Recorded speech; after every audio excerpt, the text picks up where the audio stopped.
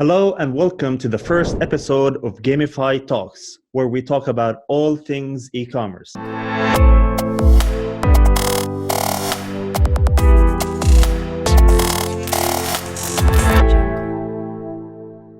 Follow us on our social channels below to stay connected and learn about everything new. Today, I have a special guest, Yu-Kai Chou. He is one of the earliest pioneers in gamification. He is also the author of the book, Actionable Gamification, and the creator of the Octalysis framework. And today, we're going to be talking about what is gamification and how to successfully employ gamification strategies into your business. And then we're going to take a deeper dive into the Octalysis framework and discuss 3 life examples. Yu-Kai, hello and welcome. Hello, glad to be here. Yeah, likewise. I'm really happy to have you. So really, Yu-Kai, what is gamification? Like, if we were to define gamification for people who are not really knowledgeable about games or game techniques, how would we define gamification? Yeah, so in essence, gamification is applying all the fun, exciting elements of games into non-game elements. Things like healthcare, education, e-commerce, and this is especially important for industries that are very, very competitive, like retail or e-commerce or insurance, because you do need to differentiate, you do need to stand out. And it's a separation from what we call function-focused design into human-focused design. So function-focused is you assume people will already do the behavior they're going to want to buy, and you just optimize for efficiency. Hey, the buy button needs to be here, all the boxes for their address or credit card needs to be there, and you assume people will do the behavior. Now, gamification is there to create motivation, make people want to buy even more, make people excited to engage with your brand and your website, and in essence, not only purchase, but they want to tell their friends about it. They want to come back again, and they just want to engage with your, not just with your brand, but your brand experience over and over again. And that's the power of gamification. Absolutely. I would say this is becoming of more importance, with the new generations now, with Gen Z, wanting all of these different experiences and, having really high expectations of brands. It's not like 10 years ago where a basic website would cut it. What do you think? Yeah, I think the Gen Z, even the millennials, right? You don't want to have a website where people go and say, oh, that's like my grandpa's website, right? I mean, right. A lot of them even think like Facebook is like a grandpa product, where it's like, right. like the phone books in our days, where they think it's for old people only and it's not cool or hip and they don't want to engage with it.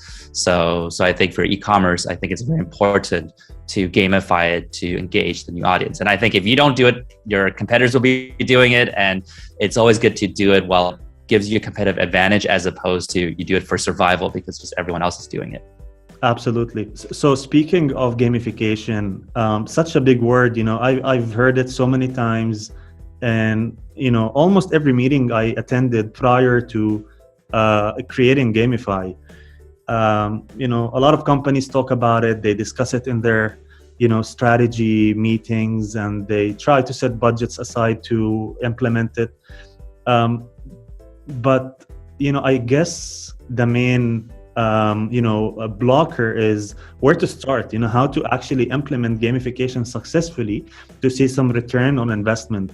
So can you tell us a bit more on, how can anybody implement gamification in their business or in their different types of experiences actually? Yeah, so the first thing to know about gamification is that it's not just slapping on game elements into your experience. And I say this a lot because there's a lot of companies out there that say, hey, if we take these elements from games like points, badges, leaderboards, or mystery box, Easter eggs, leveling up, and we put that into a website, it suddenly becomes fun and successful. It just doesn't happen that way, because if you think about it, every single game in the market has game elements in them, right? But most games are not successful. Most games are financial failures, and the ones that we know about are the few ones that are very, very successful. And so it's almost naive to feel like, hey, if I just take those game elements that are even found in boring and failing games and put it into my e-commerce site, it suddenly will be amazing and thriving. And so this is where the Octalysis framework comes in. So first of all, the Octalysis framework is something I created and published in 2012. It's the combination between the word octagon and analysis. And what it does, it breaks down all human motivation into the 8 core drives. So it's important to know that when a game engages people, when an e-commerce site engages people, it's not because it looks like a game or has game elements, it's because it engages their core psychology, those 8 core drives. And so when I published the Octalysis in 2012, I was very, very lucky and blessed. I got translated to 16 languages organically. Wow. Nowadays I've taught the framework at Stanford University, Yale, Oxford, Tesla, Google, IDEO, Boston Consulting Group, so a variety of companies. Booking.com was a client. Yeah, so it's something that companies have recognized that it creates a value. And even the new NFT world, I've seen some tweets, people say, one of the 2 books that people must read if they're doing NFT projects, one is my book, the other one is the I think Immutable Laws of Marketing. And so the Octalysis framework has been quite strong in value creation, and it's all about creating motivation. So the Octalysis framework breaks down all human motivation into 8 core drives. So everything we do is because of one or more of these 8 core drives, which means that if there's none of these 8 core drives there's zero motivation, no behavior happens. So I'm going to quickly go through what these 8 core drives are and then talk about the natures of those core drives, because those are very important to have successful design. So core drive 1 is epic meaning and calling. It's basically people are doing it for something bigger than themselves. There's a sense of patriotism. There's a sense of, hey, if I buy from this site, I can help people. Like Tom's Shoes, where you buy those shoes, you feel like you're saving people from a different country because they donate the same pair to those people. So it feels like you're part of something bigger than yourself. Then core drive 2 is development and accomplishment. You're doing something because you feel like you're progressing, you're improving yourself, you're achieving mastery. And so if you go onto a site and you just start accumulating levels, right? You have a progress bar, you reach the next status. That's all core drive 2, development and accomplishment. Then we have core drive 3, empowerment of creativity and feedback, which is like Lego. You give users a lot of basic building blocks, and there's an infinite amount of ways for them to use their creativity, try different strategies, see feedback, and go back and adjust. So this core drive is all about autonomy, self-expression, meaningful choices. If you give people a linear path, there's no meaningful choices. They just feel like they're just following a carrot. But if you give them some meaningful choices, options, ways to customize their experience, then they feel like, wow, I feel unique and I feel happy. Then core drive 4 is ownership and possession. So it's basically the concept that because I feel like I own something, I want to improve it, I want to get more of it, and I want to protect it. So this deals with things like the virtual currencies, virtual goods, but also if a site is constantly learning about my preference, what I like, and then offering them to me before I even ask for it, suddenly I feel more attachment, hence ownership to the site. And even if another site or technology comes out that's even better, I don't want to switch because that one doesn't understand me. This one does. This one's my system. Core drive 5 is social influence and relatedness. So this is what you do based on what other people do, think, or say. And this deals with things like collaboration, competition, gifting, social appreciation. So a lot of the live selling stuff we see these days is a lot of that core drive 5 social influence. You connect, you bond with the social media elite, and you create that relatedness. You trust what they say, and it makes you want to buy more than a random commercial or an ad. Core drive 6 is scarcity and impatience. So this is basically saying we want something because we can have it, or it's very exclusive, it's very hard to get, or the opportunity might be gone soon. So this deals with things where it says, oh, you can only buy 3. There's only 3 tickets left, right? And there's only 10 minutes before they run out. So when you feel that's the scarcity, you want to go and grab it. But if you just feel like, hey, it's a button, there's a million of these, you don't even care. So you would only buy it because you feel like it's rare, it's scarce. Core drive 7 is unpredictability and curiosity. It's basically because we don't know what's going to happen next, we're constantly engaged with it. We're always thinking about it. And this is to the extreme, the gambling core drive, where you can create gambling addiction, but also just the curiosity, why we like to learn, why we like to watch a movie. It's also this core drive. And so if you're constantly go on to an e-commerce site, every time you go on, it creates a delightful experience. Like, oh, surprises.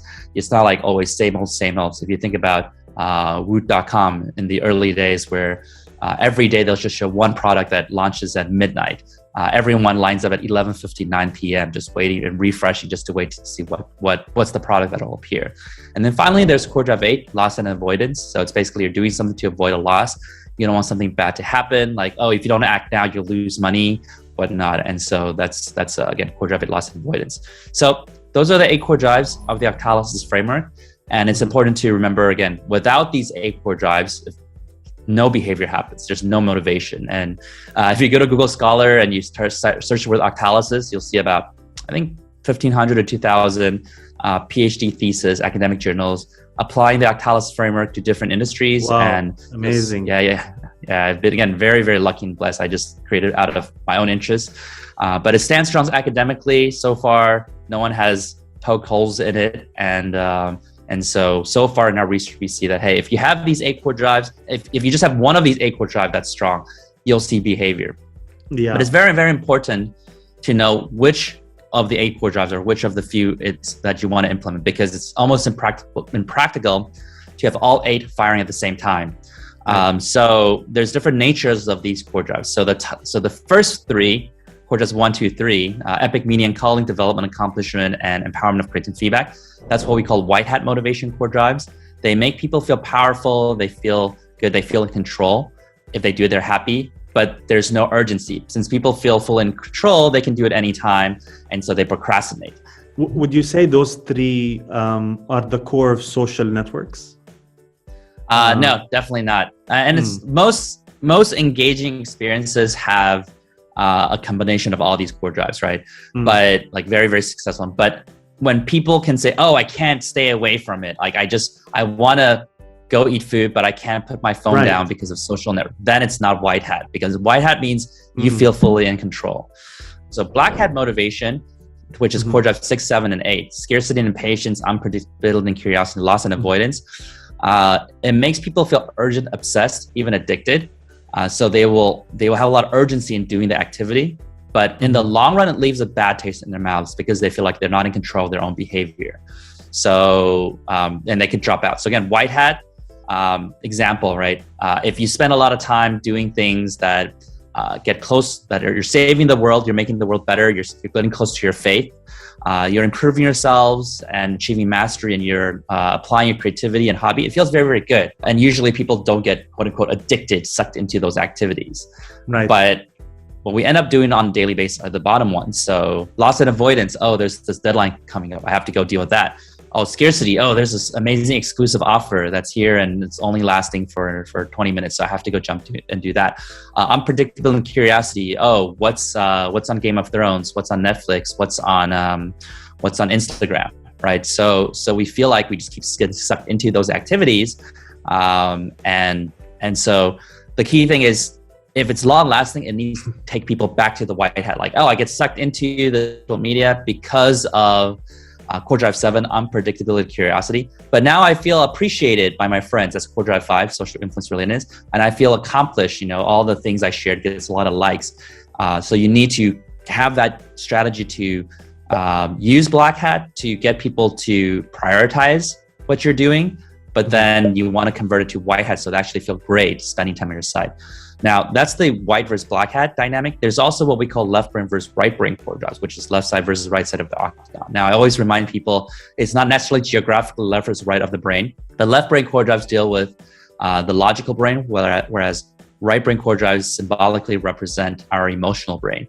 So what's interesting is the left brain core drives deal with extrinsic motivation, things you do for a reward, purpose, or a goal, but you might not enjoy that activity itself. So once you obtain the reward, you hit your goals, you get used to the reward, it can become stale, you stop doing the behavior. Whereas intrinsic motivation are things that you do it just because you enjoy it. You would even spend money just to experience it. And even if you lost all your progress the next day, you would still want to do that activity today, because that's how we measure quality of life. How much time we spend on things we just enjoy doing, like playing some basketball with your friends, right? There's no reward points, there's no money, the scores don't matter because afterwards all go back to zero, but we just like to do it. So when we think about gamification strategy, it's very important to think, okay, what is the desired action we want people to do? What is the behavior?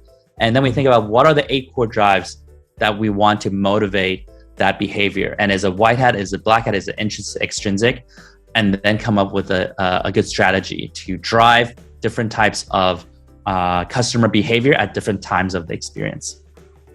Well, this is mind-blowing. Honestly, this is what we have built, Gamify on top of this exact knowledge. And you can't imagine, how many brands, come to us thinking that gamification equals points, or gamification, on the other hand, equals games. So this is kind of the misconception that people have, and it's really great to have you talk about, how gamification is connected directly to human behavior design. Yeah, and gamification is really how everything ties together, right? Just like a game is not just points, right? A game is not just graphic. It's how the whole experience comes together. That's why you have visually amazing games, but people play it for 10 minutes and they feel bored, right? And just like hide and seek, even simple games. Hide and seek is not having hiding places or having friends, right? If you just have those things, it's not hide and seek the game. It only exists because you have all these components connected together in a seamless way that makes the experience delightful. And so I think it's useful to bring that to some examples with with different e-commerce sites. And I think a great example is looking at what you guys are doing, because I know you guys have been doing great work in the e-commerce space with your gamification platform. So why don't you explain some of things, you throw out something you're doing, and we can use those 8 core drives to decipher it. Absolutely. It's actually very interesting to me, looking at the data we're getting, how this simple, what we call welcome gift, is working out. And it basically, if you think about it, e-commerce is really used to, doing the traditional pop-ups with, let's say, give me your email and get whatever, 20%, 25% discount. So this is how the e-commerce functioned for a long time, generating leads and then converting them, and similar pop-ups. So we came in and we started designing this experience along with you. We have this, small, we call it click trigger, that it's not really an intrusive pop-up. It's something on the side that comes and says, hello, I'm here, click on me, and then it disappears. So there's this sense of kind of scarcity. What's interesting is once you start engaging with this experience, you don't get the coupon right away. You actually have to work your way to get the coupon. You either have to take a quiz or play a game or do a specific action that has even more benefit to the business in exchange for the coupon. And what's interesting is that this has become one of the most used coupons in our customers' websites. So it has exceeded a lot more than the traditional kind of giveaways that people get coupons for just typing in their email. So maybe, can you help me understand what's happening there? Why would somebody want to work more for something they could get for less? Yeah, and this is very unique, right? Because the general wisdom out there is that, hey, every step you make the user do, you're adding more friction, you're adding more dropout, right? So you're saying, and if I'm understanding things correctly, you're saying that instead of having people go to the website and immediately just say, hey, claim my coupon, my discount, you actually say, hey, do these things, jump through these hoops, and then you'll get a coupon, right? So you add more steps, but that actually converts the best into the final step. And so we know here we talked about human-focused design versus function-focused design, right? We talked about function-focused design, optimized on efficiency, because you assume people already want to do the action. And so if it's about efficiency, then just say, hey, here it is. And we see that not a lot of people do it. But if it's about human-focused design, it's actually making people enjoy the experience. Like they actually like what they see. They actually want to move forward, and they convert a lot better. So when it comes to traditional pop-ups, the first thing is when you have a traditional pop-up, say, hey, boom, do this. There already is a little bit of that core drive 8 loss and avoidance. Like, oh, I was reading something, I was looking at something, and it's kind of already a little bit annoying. You want to turn it off, right? So having a smaller widget on the side that just kind of grabbing your attention, like, hey, ding, ding, ding, here's something interesting. That's core drive 7, unpredictable and curiosity. So there you're curious, what is this? It seems to be flashing at me. So, and when you choose to do it, it's important. You chose to engage with it. And that's a bit of core drive 3, empowerment of creativity and feedback, right? You actually made the choice to do it as opposed to it being like shoved into your face. So now people are psychologically and emotionally, they're already a bit more accepting of this. Now, when they open it, it's usually, if it's just like, hey, here's a discount, that's technically core drive 6 scarcity and patience. Hey, here's a reward that's dangling from your face. And if this reward is appealing, people would move forward. Now, what's interesting is, first of all, a lot of people don't trust these kind of promotions these days because they get spammed all the time with this, and they have this filter, so they don't even see it and they don't believe it. They don't trust. They think it's going to be they're going to sign something that they regret. So they're like, oh, so they don't. So again, that's back to loss and avoidance, right? I want to avoid all this stuff.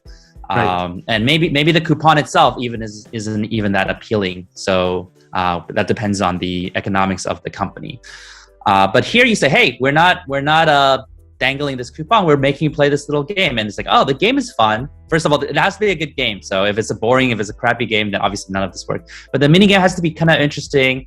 So, and now you're engaging people's core drive 3 again, empowerment of creativity and feedback. So now the unique thing about a game is that you can exert yourself, make choices, play it well. You can even think, strategize more and play the game even better. And so towards the end of the game, you feel the sense of core drive 2, development and accomplishment. And also there's that core drive for ownership. Now you feel more ownership in the experience, like I said, attachment. And so now when there's a promotion, people are more open to the experience, to that promotion emotionally, right? And there could be a little bit of a black hat too, which is, hey, I worked so hard to get this, and now if I don't do this, then I wasted my effort working so hard playing the game. There's that scarcity, right? Assumes that promotion is also limited time. So it combines. We talked about that white hat with that black hat, and intrinsic with the extrinsic. So you can see the white hat makes people feel accomplished, like, hey, I did this. I can have meaningful choices. The right brain core drives make people actually enjoy the mini game. The left brain experience, the extrinsic, says, hey, here's a reward. And the black hat says, you need to act now. Just even this little mechanism, like, combines all these 4 spectrums of the 8 core drives. And that's why you're seeing numbers that are performing much better than what other companies are doing. Absolutely. And you know what? We coupled that with a follow-up email for those who don't use it, saying, hey, your welcome gift is about to expire. And even that email is really well performing. People are like, okay, well, I've earned this gift. I've worked for it. I played the game. I don't want it to go away. I want to use it. So people are actually coming back and using them and making purchases with that. This is an example we call rightful heritage design, which is core drive loss and avoidance. So again, it's making people feel like they fully deserve this, and in which case they're going to work really hard to prevent themselves from losing it. So one example is also, let's say you go on a site, you click around, you discover what they're about, the About Us page, and then you finally go onto a conversion page for them, say, hey, sign up today and get 3,000 points. Now, at this point, most people don't really care about this site. They're like, oh, the 3,000 points seems really gimmicky. I don't care, and they leave. But let's say they go to the site, and as they click around, this little widget, like we just talked about, says, hey, you just found the About Us page. You get 500 points. Hey, you just did this. Here's another 500 points. And then at one point it says, hey, you have reached the max amount of points possible, 3,000. Now, make sure you sign up to make sure you can access these points when you come back next time. And now people think, wow, I don't want to lose those hard-earned points, right? That I did. And so they're more likely to, even though mathematically it's the same thing. It's like you click around and then you get 3,000 points when you sign up. But now psychologically people feel like they rightfully earn these points and they don't want to lose it. And you'll usually see it's a higher conversion, but keep in mind, again, that's black hat, right? So people feel less comfortable with that motivation. So you need to immediately bring it back to white hat, make you feel, hey, this is the best decision you made. This is how it contribute to, the cause you care about, for instance, and all your friends are doing it already. So you need to start making it a white hat experience immediately after that black hat trigger. Yeah, 100% on point. And speaking of, actually, why don't we talk about some of the successful experiences that bring in social experiences into this, like Groupon, maybe. What is it? What is the secret behind the success of Groupon and similar service providers? Yeah, the thing about Groupon is interesting because it creates why it's successful, but it also kind of led to why it didn't reach the potential as people want it to be. But the Groupon is what we call a group quest design, right? And a group quest has been in games for a very long time, which is, hey, if you beat this boss, you reach this win state and you'll have a major reward. The only issue is that you need a lot of players to work together to be able to beat this boss and reach this win state. So that has been the gaming world for a very, very long time. And then the business world says, hey, we can use this group quest mechanism too. So then you have, for instance, again, GroupCon, but also, Kickstarter, Indiegogo. They'll say like, hey, if you reach the win state, you'll get a major reward, right? A big coupon, a product at a 50% off discount, or some kind of amazing, inspiring product that has never existed before. But the only thing is, in order to reach a group, you need to work together as a group. So people, because they want it so much, and that's again, that ownership possession, that scarcity, that dangling. But then you have to grab your friends to participate. Hey, let's all go into this Groupon together and let's achieve this victory together. So you have Core Drive 5, social influence and relatedness on a collaborative side. So it's white hat, not competitive side. And so that kind of, and then there's, again, the same thing, the scarcity with the countdown timer, the expiration, all of those things. And you never know what's the next Groupon deal. So there's a lot of unpredictability. Mm-hmm. And then if you actually get a great deal, it's Core Drive to development accomplishments. So overall, that model actually works very good, well from a consumer standpoint. And this is why Kickstarter and Indiegogo still are very successful with it. The issue with that model is that the economics on the other side didn't really work out. The restaurants realized that, hey, by suddenly flooding their restaurants with one-time bargain hunters, that would never come back with, if they didn't have this amazing coupon, they don't tip so much, and they're so flooded, they can't provide good service. It's just not a good deal, right? And this is very important because they learned how to get the first-time conversion, but they didn't know how to actually keep long-term engagement, build brand value. And because most business restaurant owners are not very sophisticated, that's the end of it. And they just realized, oh, we just did this huge promotion. People came, they left, and we lost some money because of all this promotion.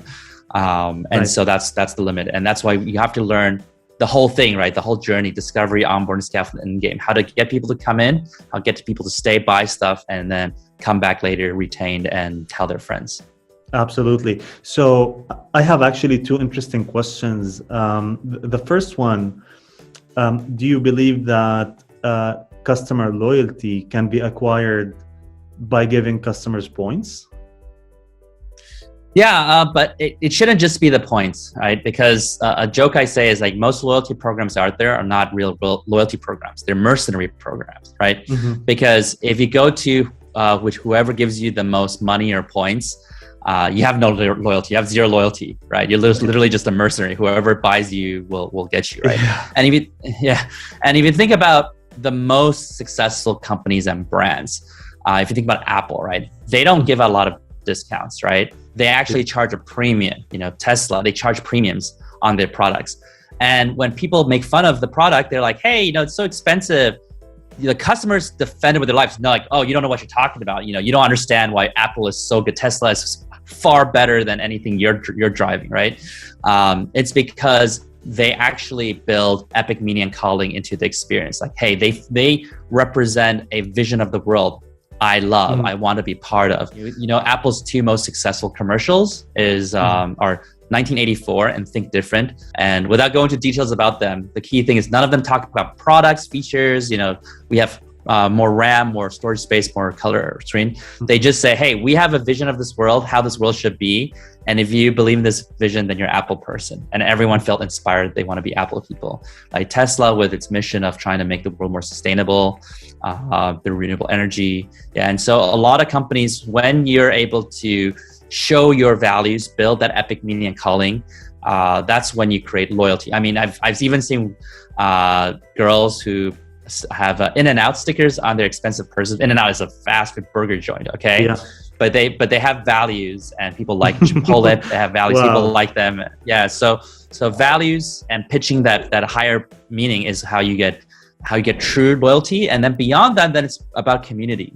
It's about, hey, if a lot of people all respect and like this company, that in this community you feel at home, you feel like you're connected with people, you have dialogue. And so that's when true loyalty comes in. You feel, so that's again, white hat and intrinsic.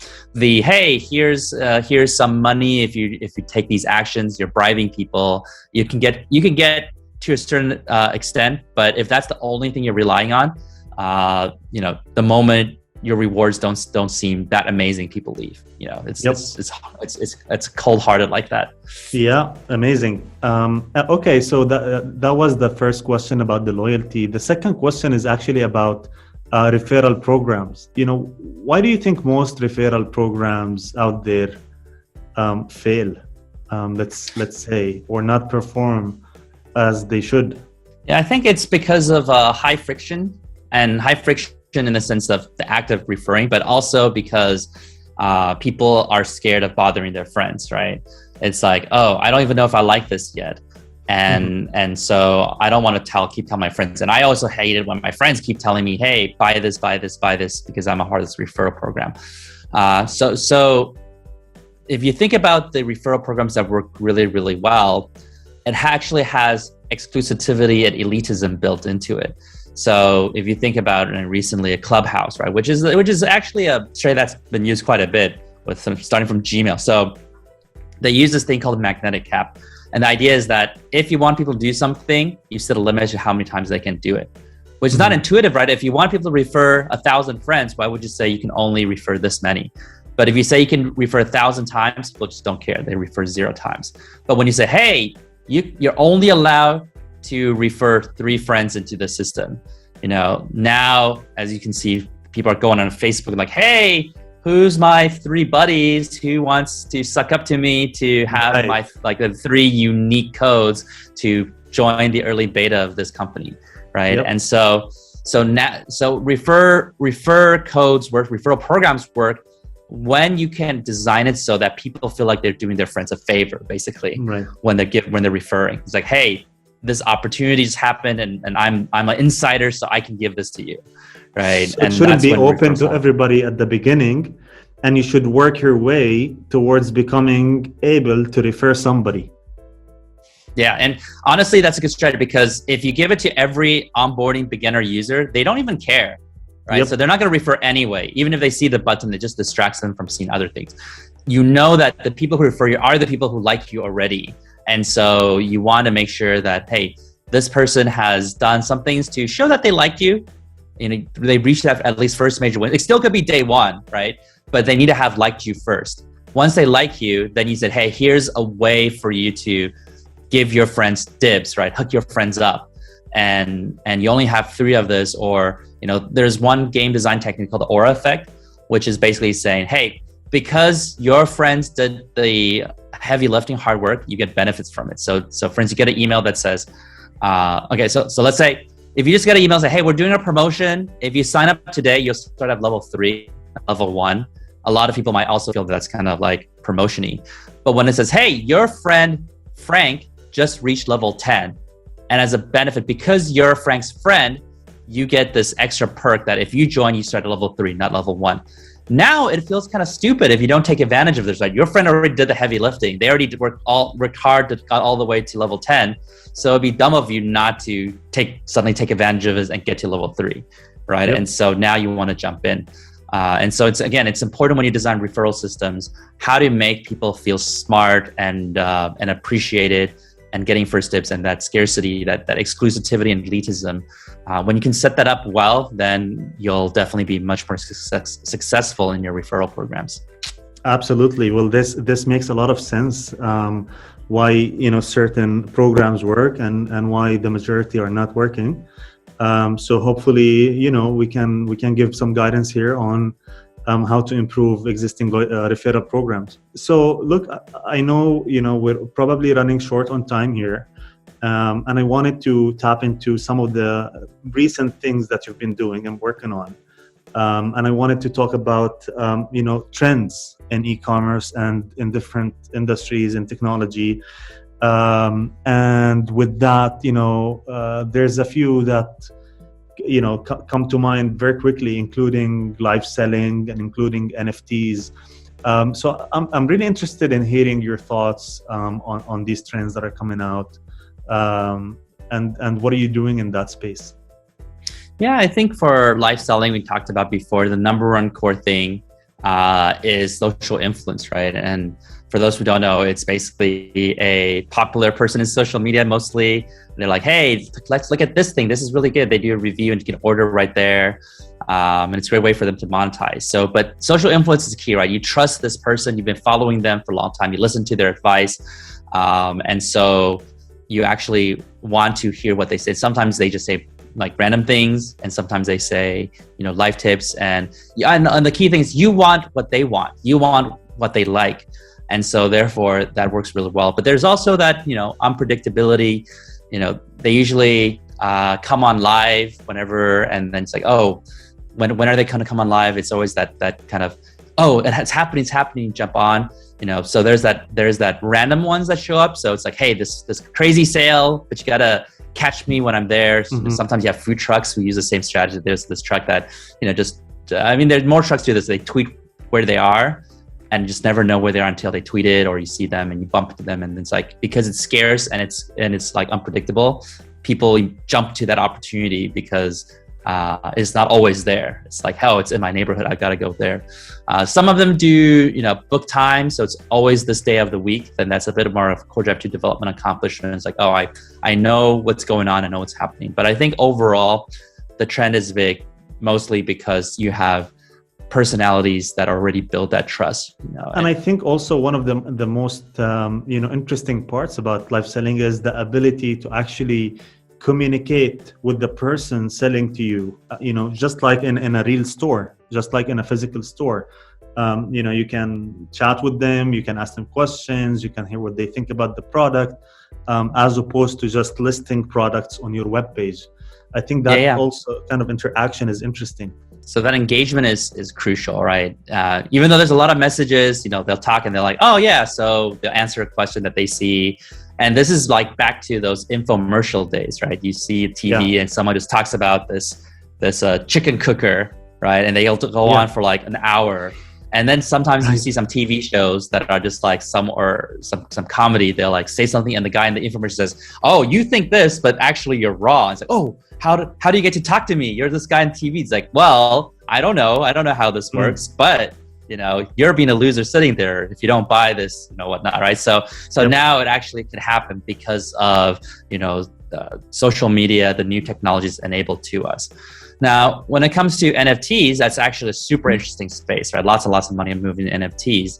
And I recently started a company called MetaBlocks, and it's, blocks with a BLOX at the end. And the reason I started this is because I got invited to be advisory for a lot of NFT companies. And I started doing some research tying to those 8 core drives about what makes an NFT valuable. And it ends up being scarcity, right? It's unique, it's non-fungible. And then there's meaning. So that's core 1 epic meaning and culling, and then community. So scarcity, it's unique. And then meaning is important because even if it's something very scarce, if it has no meaning, it's like there's only this one stone in this world but it looks plain, no one cares about it, doesn't matter. There needs to be meaning in it. And so example I give a lot is I have a friend in Denmark, and he has a really rugged, broken couch that he cherishes dearly, and because that's Winston Churchill's couch.